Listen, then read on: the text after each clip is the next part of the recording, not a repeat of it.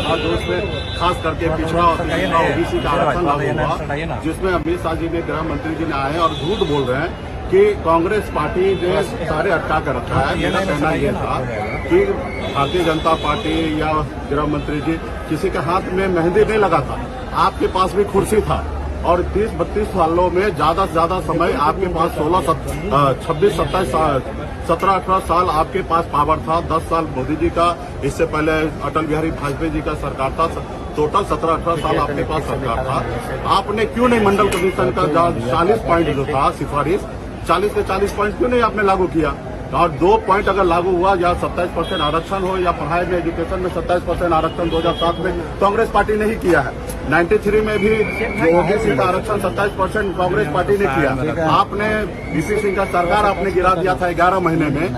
मंडल बनाम कमंडल आपने निकाला था। आप तो हमेशा विरोध किए हैं, चाहे वो कर्पूरी ठाकुर जी का हो या मंडल आयोग का हो, सिफारिश हमेशा आपने विरोध किया और आपके पास भी लंबा समय था।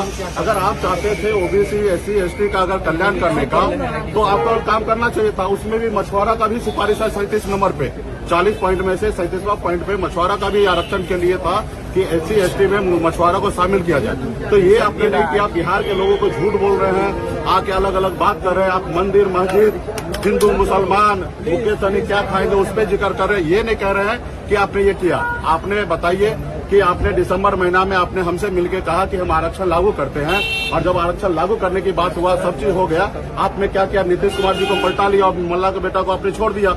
तो हम अपने अधिकार के लिए लड़ाई लड़ रहे हैं। हम क्या गुनाह कर रहे हैं? हम अपने अधिकार के लिए लड़ाई लड़ रहे हैं। आपने हमारे विधायक को खरीद लिया, हमको सरकार से बाहर कर दिया, जो सरकार हमने बनाया था। आप बताइए कि हम आपका गुलाम क्यों बन जाए?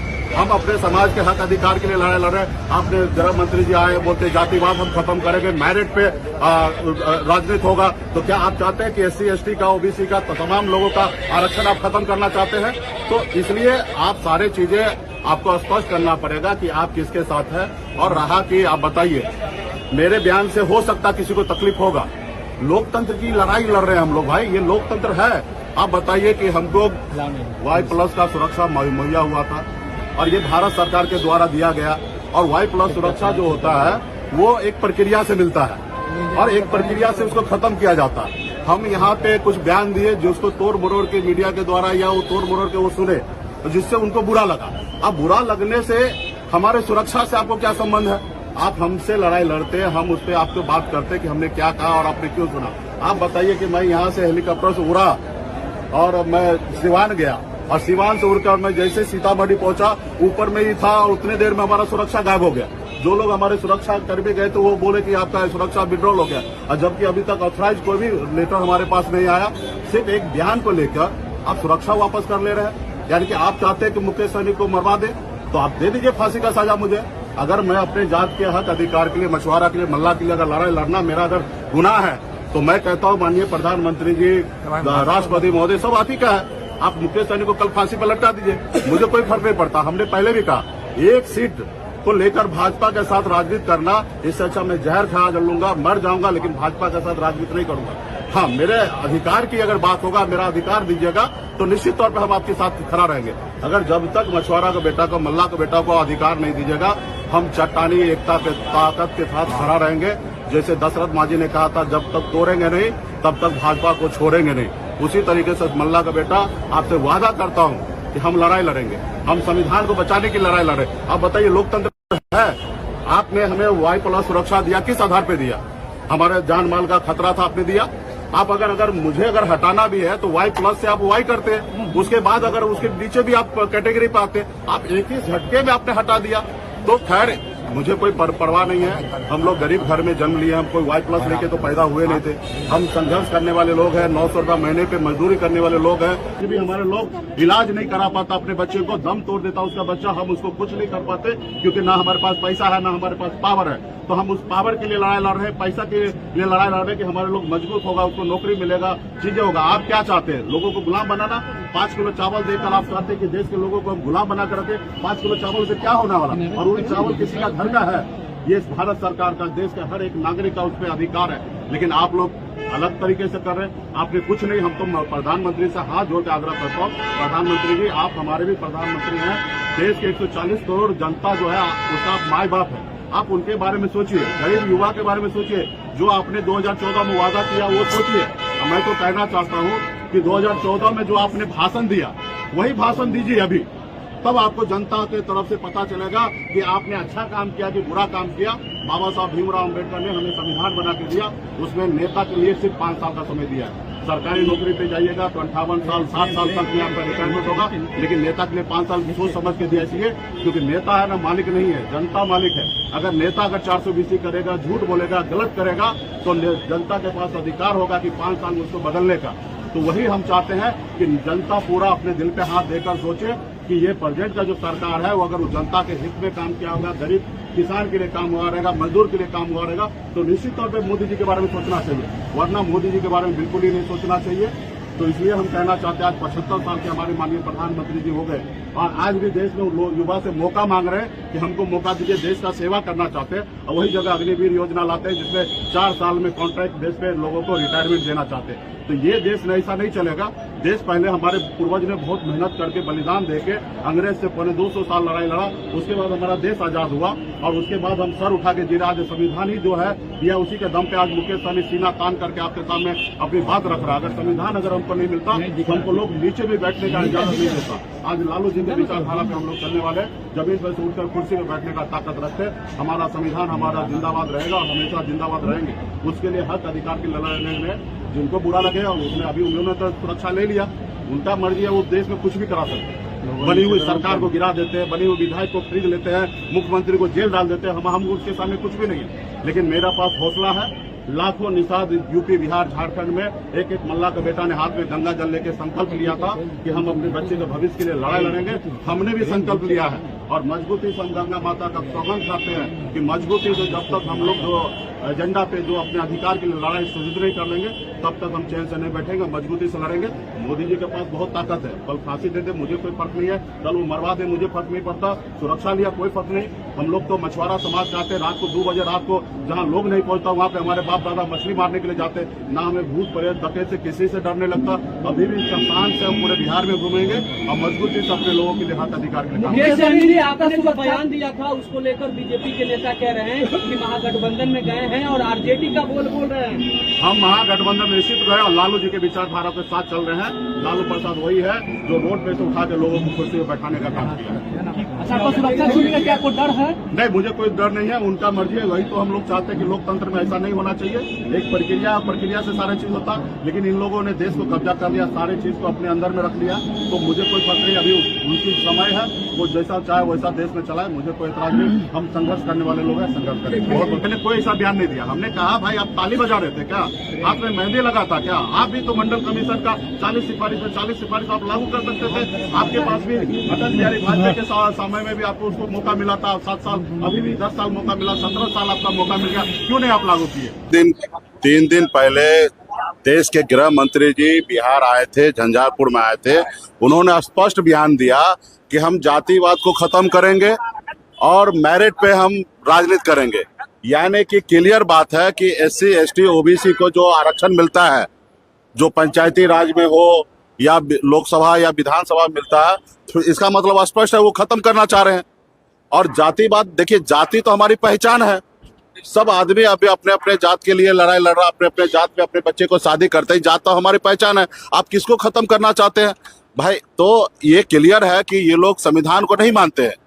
इसलिए हम लोगों की लड़ाई है कि संविधान को ये लोग खत्म कर देंगे, उस रोज देश में कुछ नहीं रहेगा और देश गुलाम हो जाएगा और जो हिटलर शाही वाला हिसाब किताब है वो लागू हो जाएगा। हमने कहा ना कि अगर संविधान को अगर मानते तो बताइए कि मैंने परसों कुछ बयान दिया, उस बयान को उनको बुरा लगा होगा। हमने ऐसा कोई बयान नहीं दिया जो उनको बुरा लगेगा। हमने तो कई बार बोला कि मोदी जी शाहरुख खान, सलमान खान के जैसे लगते हैं, तो सलमान खान शाहरुख खान हो गए। हम वो खुद ही बोलते रहे कि हम चौकीदार हैं। तो मैंने बात ताली बजाने की बात किया, उसने अपने ऊपर ले लिया कि हमको इस तरीके से कहा गया, हमने उनके जैसे कहा। तो ये देखिए कि अभी हमारा बात विवाद हो सकता था। हमें Y+ सुरक्षा मिला था और Y+ सुरक्षा कोई किसी मोदी जी का नहीं था, वो भारत सरकार का था, देश के जनता के खर्चे से वो चल रहा था। तो अगर वो हमारे अगर दिया गया तो कोई प्रक्रिया था, हमारे जान माल का खतरा था, इसलिए उन्होंने दिया। और अगर हटाने की भी बात होगा तो उसके लिए भी एक प्रक्रिया होगा कि हमारे अगर ऊपर अगर खतरा नहीं है तो हटाया जाए। और हटाने के लिए भी सिस्टम बना है कि अगर Y+ है तो Y कीजिए, फिर उसके नीचे लाइए, उसके बाद फिर उसको खत्म कीजिए। तो वो आपने प्रक्रिया नहीं निभाया। आप एकदम हिटलर के जैसा, राजा के जैसा, मालिक के जैसा, देश का मालिक के जैसा आपने एक बार में बगैर नोटिफिकेशन दिए हुए आपने विड्रॉल कर लिया। तो यही हमको दिक्कत है ना कि आप देश का संविधान को क्यों नहीं फॉलो कर रहे हैं। आज आप दो मुख्यमंत्री को क्यों जेल में डाल दिए हैं? क्यों आपने जनता का वोट दिया हुआ विधायक को, सांसद को आप क्यों अपने पैसा के दम पर खरीद ले रहे हैं? आपके पास इतना पैसा आ रहा है, आप अडानी हो, अंबानी हो, बड़े बड़े उद्योगपति को डरा के, धमका के, नोटिस भेज के और उससे आप चंदा ले लेते हो। वही चंदा का पैसे से देश के जनता का अपमान करते हो। ये क्यों करते हो? जो चंदा नहीं देता उसको आप जेल भेज देते हो, या जो किसी को बड़ा बड़ा टेंडर दे देना, बड़ा बड़ा ठेका दे देना, एयरपोर्ट को लीज पे दे देना, और उसके कारण आप उससे बड़ा पैसा उगाही करते हो। भाई आप बताइए, हमारे देश का सारा सरकारी संपत्ति को आप प्राइवेट क्यों कर रहे हो? आप बताइए, हमारा जो युवा जो सरकारी सिस्टम पे काम करता है उसको 70-80 हजार रुपया महीना मिलता सैलरी, अभी प्राइवेट कंपनी के पास जाता है तो रिज्यूम लेके जाता है, देखता है हाँ ठीक है 30 हजार देंगे, अब वो मनमानी करता है। अभी हमारे युवा के पास कोई ऑप्शन नहीं है, वो 30 हजार में नौकरी करता है। हमने राजस्थान में गया, वहां पे एयरपोर्ट पे हमने देखा लॉन्च अडानी को दे दिया गया। अडानी में एक मैनेजर लेवल का पोस्ट वाला लड़का से हमने देखा, बहुत ही स्मार्ट, पढ़ा लिखा, समझदार था। उनसे पूछा भाई कितना सैलरी है, तो बोला 20 हजार रुपया सैलरी है। आप बताइए, जिसका सैलरी 1 लाख होना चाहिए, 50 हजार होना चाहिए, वो उसको 20 हजार सैलरी मिल रहा है। तो हम लोग यही चाहते हैं कि देश का संपत्ति को निजीकरण ना किया जाए, प्राइवेटाइजेशन नहीं किया जाए, उसको सरकारी संस्था पर रहने दे। संविधान को फॉलो कीजिए। संविधान में सभी को जीने का अधिकार है, सर उठा के जीने का अधिकार है, अपनी बात को रखने का अधिकार है। और देश में अभी लोकतंत्र का चुनाव हर कोई लड़ सकता है। आप हिटलर शाही के जैसे कर रहे हैं। आप बताइए, मुकेश सहनी का घर छीन लिए, विधायक ले लिए, आप मुकेश सहनी का सुरक्षा ले लिए। आप क्या चाहते हैं, हम मर जाए? हम अपने जात के अधिकार की लड़ाई लड़ रहे हैं तो हम कोई गुनाह कर रहे हैं? आप पिछले 10 साल से आप देख रहे हैं कि हम कितना मेहनत कर रहे हैं अपने लोगों के लिए। तो ये सारे चीजें हैं। आप बताइए, आप आके झूठ बोल के चले जाते हैं कि हमारा मंडल आयोग का जो सिफारिश था वो लागू नहीं किया कांग्रेस। अरे कांग्रेस ने 2 सिफारिश लागू किया, 40 का 40 करता तो निश्चित तौर पर आज भी कांग्रेस रहता। उन्होंने नहीं किया, इसलिए वो आज सत्ता में नहीं है। लेकिन आप भी लंबे समय से, स्वर्गीय अटल बिहारी वाजपेयी जी ने 7 साल सत्ता में रहा, आप 10 साल से हैं, 17 साल हो गया, 93 से लेकर अभी 31 साल में 17 साल आपके पास समय मिला है। आपने बाकी सिफारिश को क्यों नहीं लागू किया? उसमें 40 सिफारिश में से 37वां सिफारिश में निषाद मल्ला को भी है कि आरक्षण देना है, नहीं दिए तो क्या कहेंगे? अभी हमें आश्चर्य होता है। देखिए, अभी बताइए मेरे को, देश का प्रधानमंत्री इतना भाषण देने के लिए आते हैं, बताइए मेरे को 10 साल में बिहार में एक रोज के लिए भी आया? रात्रि विश्राम किए होंगे? बिहार में क्या दिक्कत है, क्या समस्या है, यहाँ के मुख्यमंत्री से बैठकर कभी चर्चा किए? अगर भारत के प्रधानमंत्री जी बिहार के लोगों से अगर हितैषी होता तो बिहार में आते, रुकते एक रात, यहाँ के लोग के बारे में बात करते। वो 40 में से 39 सीट उनको जिता के दिया। एक बार भी बिहार के बारे में सोचे?